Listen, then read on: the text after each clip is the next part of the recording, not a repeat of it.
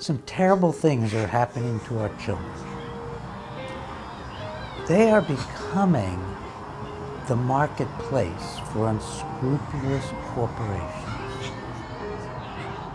They're no longer people. They're no longer youngsters that are going to grow up and become adults. I'm profoundly interested in wearables. The company, and they started making electronic tattoos. Work with them to advance a tattoo that could be used for authentication. So I'm wearing one here on my arm, and it has an antenna and some sensors embedded in it.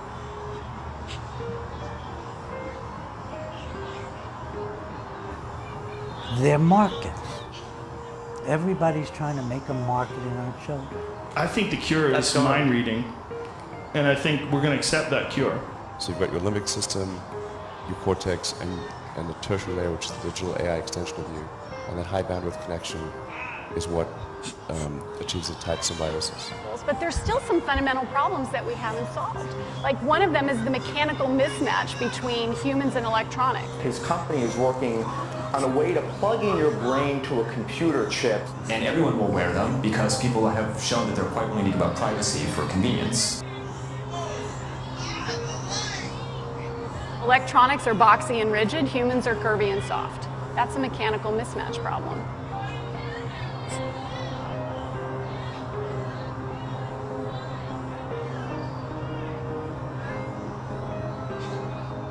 You want kids buying something? How about ways to kill yourself and why to kill yourself? What is that? That's not the higher human intellect educating us. That's the evil part of human intellect, doing anything to make a buck off children. What about all the junk food? Why are our kids obese? Why are they going to grow up and have heart disease at an early age? Because the adults in our culture are more interested in making money selling them garbage.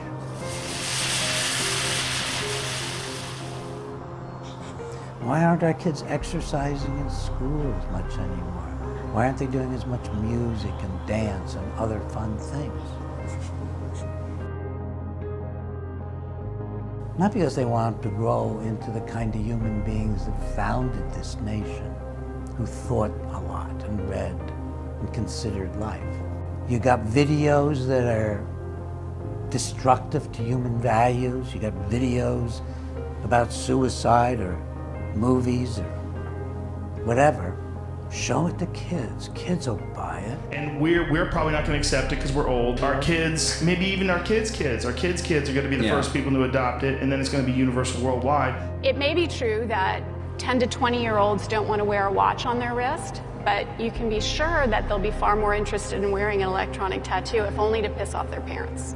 Essentially, vast numbers of tiny electrodes that are able to read right from your brain. I think that's the best outcome. I hope so. If anybody's got better ideas, I'd love to hear it. Food and Drug Administration has approved a new medical device to treat ADHD in children. It delivers electric pulses to your kid's brain while your kid sleeps. One of the biggest disasters of all was when the drug companies decided and the government aided and abetted them in turning our children into a market for psychiatric drugs. I know something about this tendency to abuse children. In the 1970s, I stopped through years of reform work, operations on little black children in Mississippi with electrodes hanging out of their heads. It was very hard to get anybody even interested in it. Maybe because it's so terrible. What came in freaked me out. I could not believe the stuff these people were sending to me. What I found that most upset me was that at the University of Mississippi in Jackson, a surgeon named O.J. Andy was operating on little children as young as age 3, 4, and 5 for hyperactivity, aggressivity, difficult behavior. These were institutionalized children. O.J. Andy was inserting multiple electrodes into various portions of these children's brains. He was stimulating them, and then he was burning holes in their heads with the electrodes by heating them up. And he was then studying the children who walked around on the ward with wires dangling out of their heads. And he was the first project I stopped. In the 1990s, many years later, my wife Ginger and I discovered that there was a eugenical program sponsored by multiple agents in the federal government called the Violence Initiative, the Youth Violence Prevention Initiative. They were going to start studying African American kids in the womb to see what made them grow up to be so violent. Not racism, not unemployment. They weren't going to look at that. They weren't going to look at gangs. They weren't going to look at who sells all the drugs to these kids and then gets them selling the drugs as their way to make money. They weren't going to look at anything real. They were going to experiment on these children. And Ginger and I took 4 or 5 years out of our lives. We wrote a book called The War Against Children of Color, and we stopped the program. Do you know they still do electroshock treatment on children, not just adults? About 2 months ago, we finally, with me as a medical expert, had a big victory in court where a judge declared that he was going to let us go to trial because I had developed and shown enough scientific information that shock treatment caused brain damage that this judge decided that he was going to allow a trial on whether an individual had had brain damage from shock treatment. Within a day or two, the company settled. The company made an admission to the FDA that shock treatment causes brain damage and significant memory loss, and we thought, what a victory. And within 2 or 3 days later, a mere 2 or 3 days later, the device people, not vice, but device people at the FDA, for the first time came out and openly approved ECT as safe and effective. So this is a prelude to something that a lot of Americans, not generally physicians or doctors or psychiatrists or government officials, but the public's beginning to realize that our children are drowning in drugs. And we've got probably at least 20% of our boys diagnosed ADHD and on drugs. And the drugs don't work. We know with absolute clarity that the drugs don't help the kids, but they do stunt their growth, give them cardiovascular problems, make them addiction prone. We know all that. Well, now we get to why I'm talking to you. My friend Michael Cornwall, a psychologist in California, sent me a notice that the FDA had approved something new for ADHD in children, that children would now, with a prescription from their doctor, be able to get a little machine that their parents or guardian could put electrodes on their foreheads to stimulate their brains with an electrical current strong enough to affect the functioning of the entire front of the brain, to leave it there all night long for day after day after day. Battery-powered device offers a non-drug treatment. It's a small electrode patch connected to a battery-powered stimulator. The Food and Drug Administration has approved a new medical device to treat childhood ADHD. The Food and Drug Administration has approved a new medical device to treat ADHD in children. It's something that is first of its kind. It delivers electric pulses to your kid's brain while your kid sleeps. A small adhesive patch is put onto the forehead. It then delivers a low-level electrical pulse to the parts of the brain that cause ADHD symptoms. It's worn on the forehead, usually overnight, and that triggers branches of the sensory trigeminal nerve nerve, where they're thought to interact with nearby brain structures that affect hyperactivity. The head of the Brain and Behavior Research Foundation says, while it's not clear how this affects hyperactivity, we do know that behavioral brain circuits are complex. And by affecting those circuits, sometimes with electrical stimulation, as is the case with this device, we can therefore affect the illness itself. The device from NeuroSigma was just approved, and it's available by prescription, but it's another tool in the armamentarium. Now that's a pretty massive intrusion. They even know the various parts of the brain that are being affected, and they claim it relates to ADHD. It actually relates to the entire functioning of the child. The frontal lobes are affected, the limbic system's affected, and then they say, that has to do with ADHD. No, that has to do with being a child, being a human being. It's the whole integrating higher part of the brain is being stimulated. It's kind of a mild electroshock that goes on and on and on, and it bears similarity to a lobotomy because the current's going to go through the same areas that they used to love so much to slice up. The frontal orbital areas, it's right behind the eyes, it's right where the lobotomists used to like to go in and damage the human brain. The very choice of name for this brain interface technology that's supposed to be a psychiatric treatment for ADHD and useful for many applications, the very name of this product is astounding because the butterfly has long been a symbol of the human soul and its transitory life from physical human form into an immortal form where there's no body containing it.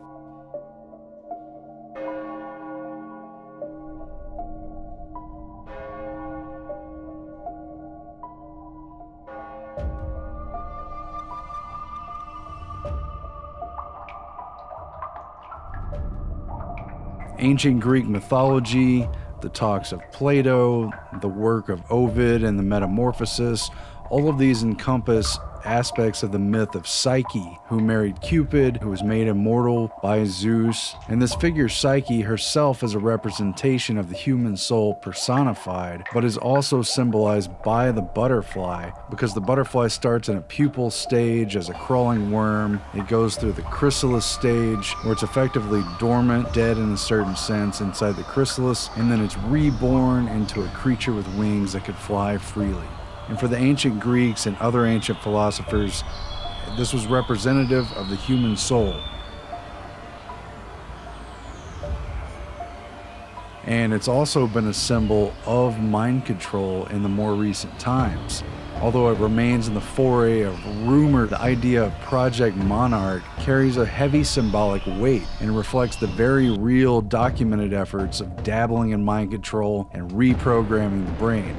In the 1970s, the public was confronted for the first time with the fact that the Central Intelligence Agency had carried out a bizarre series of behavior modification and mind control experiments on unwitting citizens in what CIA Director Alan Dulles referred to as the battle for the minds of men. The first thing that needs to be said is it's an experimental procedure. We see here the possibility for direct physical manipulation of the mind. We know that efforts took place, we just don't know if they used the name Monarch. But if they did use that name, it would have been very meaningful and perhaps poignant and just eerily creepy as to what they're talking about being able to do, to transform the mind in a certain sense, to create a new type of human, to be able to program people according to someone else's will. Delgado has remote control of the animal. The electrical stimulator in the skull responds to radio stimulation. The bull becomes non-aggressive. Does it tamper with mind? Aggression can be evoked or inhibited. So with that as a background, it's very creepy that this company, NeuroSigma, used the name Monarch for their brain interface device that's to be used with children who are struggling with certain types of conditions and disabilities. It's very creepy because the actual name NeuroSigma itself is a species of butterfly, and of course it's a play upon words, with neuro referring to the science of the brain. It's just really astounding and kind of a slap in the face. Now, this is a pretty dramatic thing to do to children. It's never been approved for the treatment of a brain. If you look at other instruments that are putting electricity through your muscles or something, They tell you, don't do this to your brain. Don't put it on your head. Because see, the brain is the highest evolutionary achievement on Earth and maybe in the universe, the human brain. We don't know how it works. We don't have any Einstein to tell us about it. It's too complicated. We barely have, we don't even have a Newton. We don't have any great neuroscientist to tell us how it's working. It's far more mystery than a known area. We talk about the surface of the sea versus the deep sea. Our knowledge of the brain is beyond metaphor, how small it is compared to the complexity of the brain. After all, you wouldn't be listening, I wouldn't be speaking. None of this could go on without the most complicated organ in the universe being active. Just couldn't happen. So how long did the device people at the FDA test the children? Any guesses? A year, 2 years, 3 years? Make sure it wasn't going to hurt them? Because that's how long a lot of these kids will be on it. There's no limit. They can be on forever as far as the company's concerned, as far as the FDA is concerned once they've approved it. So how long do you think? Do you think it was months and months? 4 lousy weeks. The testing was for 4 lousy weeks. Now how many kids do you think there were involved? Well, if it was a drug, there'd be hundreds of people in clinical trials, many hundreds. 32 or 3 kids. So it was tested for 4 weeks on 32 or 3 kids, and then unleashed on children.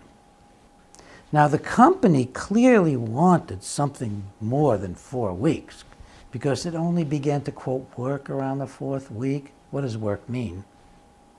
It always means the same thing in psychiatry. Work is when you get blunted. That's when the treatment works. It's when it disrupts your functioning enough that that troublemaking brain of yours isn't making trouble anymore. And then your brain fights back and it makes trouble again, because you haven't learned to master it. You haven't learned to live properly.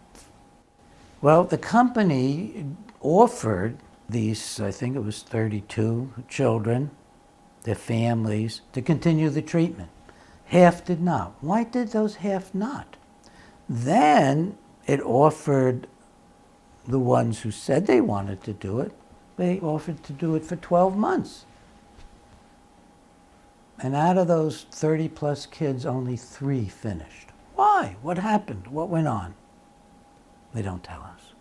It's very hard to pry any information out about this. Now, why is this something that has got a grown man like me just deeply, profoundly distressed? Because I know where it's going. And no way that most of you watching me today have any idea where it's going. Well, I'll tell you where it's going. And I talk about this on my radio shows. I did 2 recent radio shows. You can get them on Bregan.com. Cornwall, the psychologist, said, I know just where it's going because I've worked in the government. I've worked with children that are being treated in government institutions and foster care. And what happens is these children get put on 3, 4, 5 drugs. Now somebody's going to come along and say, this is safer than drugs. That's how it's being pushed. This is safer than drugs. So we can give it in addition, or maybe more, be real cheap to give it instead of the drugs, or in combination with the drugs. And they can give it for anything. The doctor can prescribe it for anything once it's FDA approved. So it doesn't matter whether it's pediatrician, OBGYN, I mean, they can prescribe it for any disorder. They got the VA to be experimenting with similar things on vets. And the Army was involved. And finally, they stopped. They got a report saying this thing doesn't work and it's dangerous. This is what our kids are going to be on. They've been pushing it for the same thing, for dementia, for depression, for post-traumatic stress disorder. And then they figured out, hey, we'll go to the device department. They hate kids. And they got it approved for children. Now it can be given to adults. That was their entering wedge. Now, can you imagine if this becomes like a fad? What, you haven't tried this on Joey? Joey looks to me like Jimmy did. Jimmy's much calmer now. Aren't you, Jimmy? Yeah. What's karma mean, Mom? It has no limit in how it can be used. Well, I tell you, after I started talking about it a little bit with my wife, Ginger, she looked at me and she said, you know how they keep upgrading your watch and upgrading your phone? Once they get these things clipped on the kids, it's going to be so easy. With the electroshock machines, for example, the FDA let the shock machine manufacturers, without ever testing the machines at all, they never were tested, and then they let them raise the amount of current being given to 10 times what it takes to cause a convulsion, 10 times what we used to give in the old days. So the newer shock machines are juiced up, for example, to give 900 milliamps fixed, or 800 milliamps of current fixed, enough to put you in a coma. It does, put you right into a coma. Whereas, you know, in the days it was supposed to be bad times for shock treatment, you know, we used to use 80 milliamps, not 900, or maybe 100 milliamps. So they'll have access to the kids now. The FDA device folks, they're not going to stop them.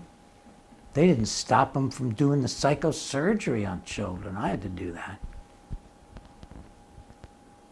The device people, they probably won't even monitor these guys. They don't monitor shock machines. Why should they monitor these little mini things? So they'll be able to do their updates and their fixes and raise the current just like the shock people have been doing year after year after year. And pretty soon we'll have kids walking around who are half themselves.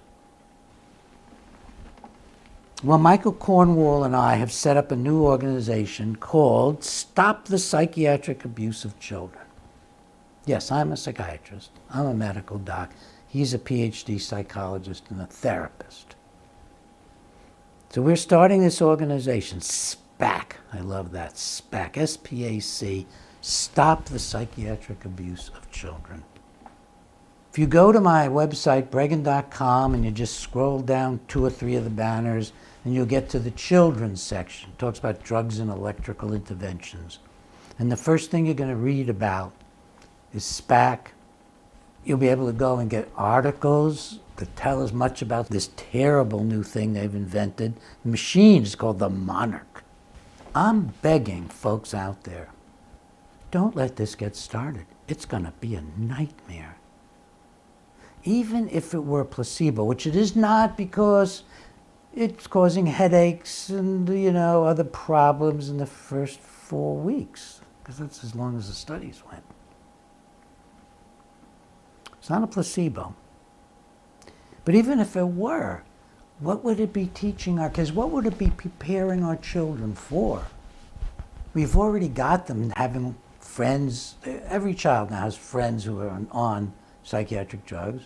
Most children now know children who have killed themselves. And if you read any of my stuff, you know it's mostly because of the drugs. What's going to happen when Tom thinks that he's not in unless he tries this and talks his mother into it? What happens when the pediatricians and primary care docs find out, you know, it's so much easier to just write a prescription for this machine than to try to figure out what's going on in the family and how can they help the kid and so on. And the FDA is literally advertising it. You'll actually see a promotional piece by those people at the device section of the FDA praising this product, praising it. It's actually a talking point for the company. So I know this is grim, but I want to build SPAC. Go to the website, learn about it, see what you'd like to do. For them, on the other side, this is the inroad that's going to just go right toward, I'll say the words, it's going to go toward mind control. I'm being filmed today by Aaron and Melissa Dykes, did the marvelous film, The Minds of Men, in which I'm happy to say I'm featured, talking about the history of mind control. because I've been an activist and actually not making up stories about it, but cutting off federal funding for it. I want to thank them for being the first folks to film me on this subject. I've only been doing this for a little bit now. I'm just finding the people. But if we don't stop the FDA and Monarch and all the people waiting to start doing this to everybody they can think of, as they're really already doing informally, our children are going to be taking another step toward thinking they're machines, toward thinking that their brains can be tinkered with, to getting used to it, to allowing it, to thinking it's fun maybe. Remember, brain-damaging things have often been felt to be fun by kids. Sniffing glue, drinking alcohol. Now a lot of them are doing heavy drugs. The fact that something is going to harm them isn't going to stop them. May even encourage them. Kids are complicated. They need guidance, they need love, they need somebody to say, no, we're going to protect you from other adults. We're not going to let them have sex with you, we're not going to let them put electrodes on your head, we're not going to let them beat you, we're not going to let them give you all kinds of things in your body that aren't good for you. We're not going to let them sell you junk food. We're going to intervene. We're going to take charge, and we're going to say no more abuse of children. And as a psychiatrist, for me, it's going to start with stop the psychiatric abuse of children. Gone too far. I can see where it's going. It's going right back to the days of psychosurgery and lobotomy. It's just an open window. Help me stop it. It delivers electric pulses to your kid's brain while your kid sleeps. A small adhesive patch is put onto the forehead. It then delivers a low-level electrical pulse to the parts of the brain that cause ADHD symptoms. It's worn on the forehead, usually overnight, and that triggers branches of the sensory trigeminal nerve.